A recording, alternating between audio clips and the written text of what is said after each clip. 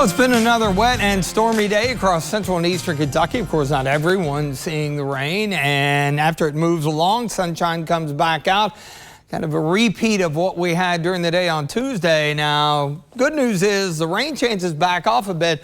Temperatures, though, they're going to feel more like August through the late week. We've had that across the western part of the viewing area today, and it is looking mainly dry in most spots heading into the upcoming weekend.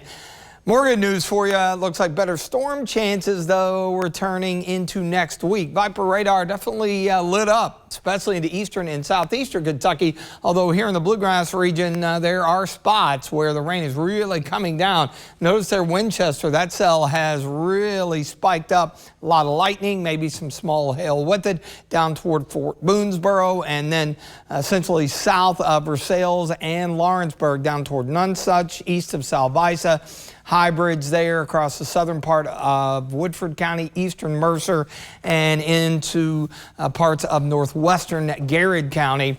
Farther to the southeast, in between Burning Springs and Manchester, northern Clay County, and also just off to the southeast of London and south of the Hal Rogers Parkway. Fairly strong cell. The main action, though, boy, running through parts of Knox County, southern Clay County, eastern Bell, and western Harlan.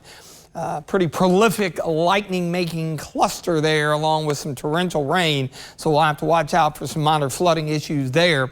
You see all this stuff blowing up during the course of the afternoon and not moving very much farther north. Mount Sterling, Montgomery County, 86, where it's been dry for a while, and that's allowed temperatures to recover. Meanwhile, Jackson County near McKee, of course, you got rain in the area and rain-cooled air, only 71 at the Mesonet site. So obviously eastern Kentucky cooler, west of Lexington, upper 80s, even around 90. Our dew points are up a touch as well. Feeling pretty typical for the early part of August, and 90-ish out west. Probably going to be closer to that going forward in the coming days.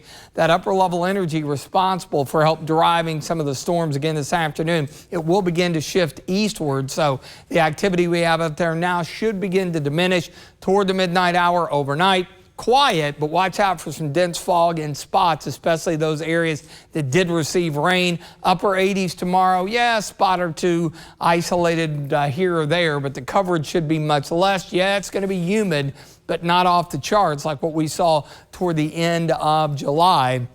Looking ahead to the end of the week, and as we kick off the weekend, area of low pressure spinning off the eastern seaboard. We should be in pretty good shape. Upper 80s, but mainly dry, and that'll be the case into the weekend as well. So upper level high pressure trying to win out for a few days, and even as the chances come back mainly into the afternoon hours early next week, should be low end. We'll be between that low to the east and a cold front, which eventually will slide in here Tuesday into Wednesday. That's going to increase our more organized rain and storm chances by then. Another thing we'll begin to watch here as we get deeper in August is the tropics, that low that'll be off the coast.